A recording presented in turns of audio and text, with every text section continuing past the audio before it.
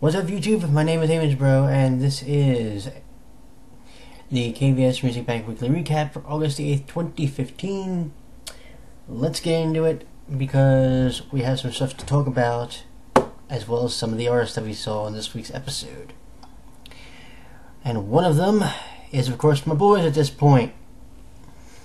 They are Dick Punks with We Young. And oh boy, every time I hear this song, every time, it just puts a smile on my face. That and the song that came after it, which was Hurt Locker by the group called Nine Muses. Both of these songs, I gotta say, if I need like really upbeat, peppy, groovy songs, those are definitely two that I would recommend anyone listen to. And it's for me, it's a shame when I see like some of these songs lower on the totem pole than they are. You know what I'm saying? Like Hurt Locker, I think, should be up higher than it is. And I also believe that excuse me, that the Dick Punks should have that song We Young. It should definitely be up there with, you know, some of the other groups like Infinite, Exio, Super Junior, because it has that really funky vibe to it, and it is definitely something that I recommend. And then, of course, Hurt Locker, well, yeah, it's just,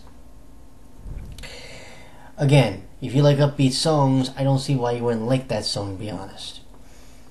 It's one of those that just really gets you up, really gets you moving, really gets you grooving. And it's one of those that also, when you get the chance to hear it, it's just, whew, man. You know, it's one of those songs that I consider like the perfect summer song. A song like It, Love Shake, you know, Party, which we'll be talking about at the end of this. Hell, even the boys from Infinite with Bad, you know, they're definitely some of the best songs you can hear, I think, to really help describe the summer. But maybe that's just me.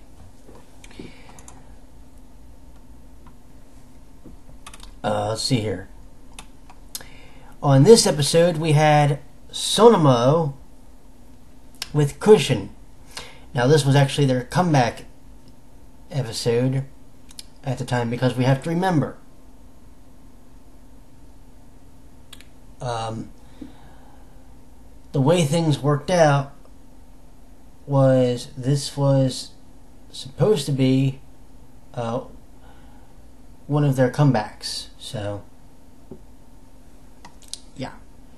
Actually, to be perfectly honest, this was a week after their comeback, if I remember correctly. And I'll explain why I said a week after in a second, because it gets confusing. Alright. Number 19 was B2OB with It's Okay, and that song is more than okay. It's actually very, very good. Much like GOT7 had the song Just Right, and it was number 13. If you've never seen the video for that, or if you've never seen them perform that song, at the very beginning, hello, I don't know how this works, but at the very beginning of the song, they get these people in there, and they end up doing like, you know, they get the members of the group, and one ends up doing like a backflip on the stage. How that member does the backflip and not kill themselves without breaking their neck, it astonishes me. Outright astonishes me. And, you know, it's a very interesting contrast because you have It's Okay, which was a ballad, and then you have Just Straight, which was really a funky vibe of a song. A really funky vibe, but a very good one. Number 47 was a song that NS Yeonji with Honey Summer. Can somebody please explain to me why that song is so bloody low?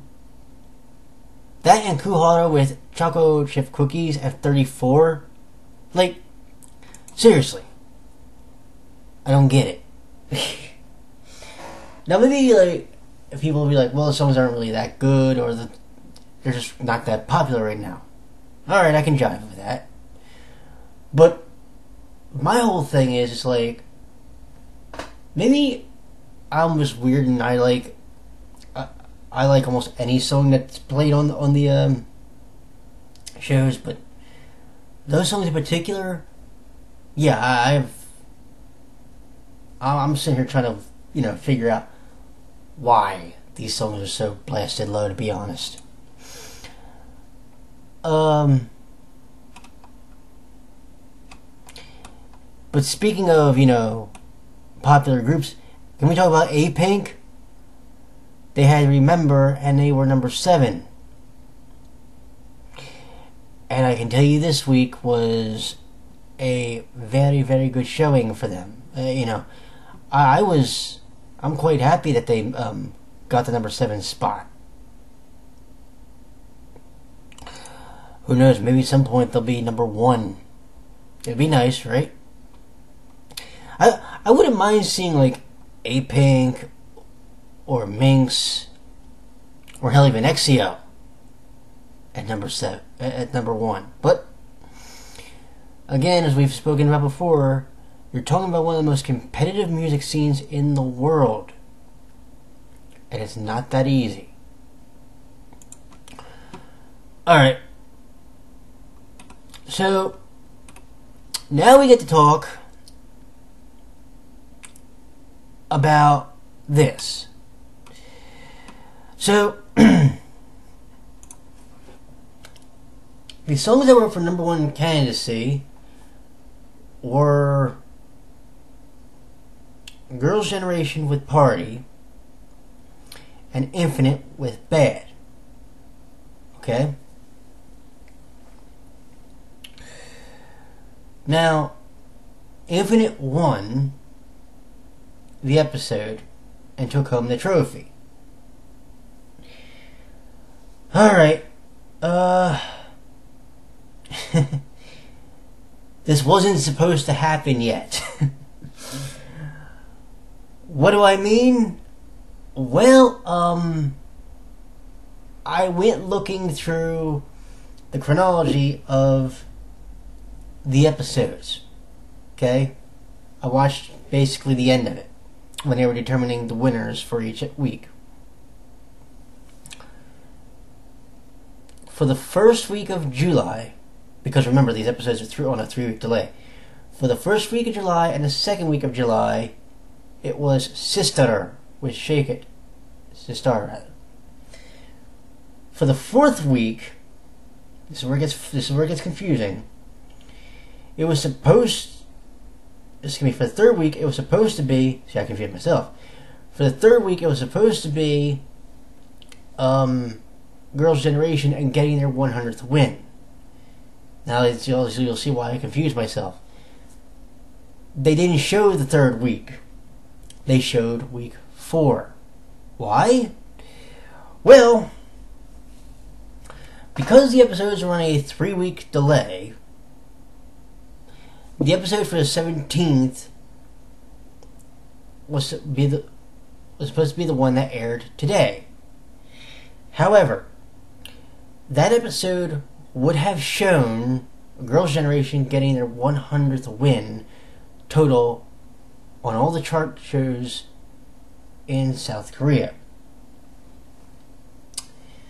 Surprise, it doesn't exist. Well, it exists in the hearts and minds of Girls' Generation fans probably, but it doesn't exist anymore on the record. Here's why. Between the time that episode was supposed to air and